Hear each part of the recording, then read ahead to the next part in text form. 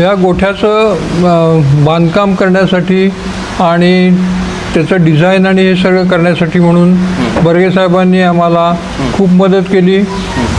त्यांनी आम्हाला नकाशे पाठवले. त्यांनी आम्हाला त्यातलं एक्सपर्टाईज म्हणजे तज्ज्ञ असलेलं जे मनुष्यबळ आहे ते दिलं, की त्या माणसानं आम्हाला सांगायला लागलं नाही की इथं असं करा, इथं असं करा, इथं असं करा. त्यांना सगळंच गोठा कसा बांधायचा हे त्या लोकांना माहिती होतं.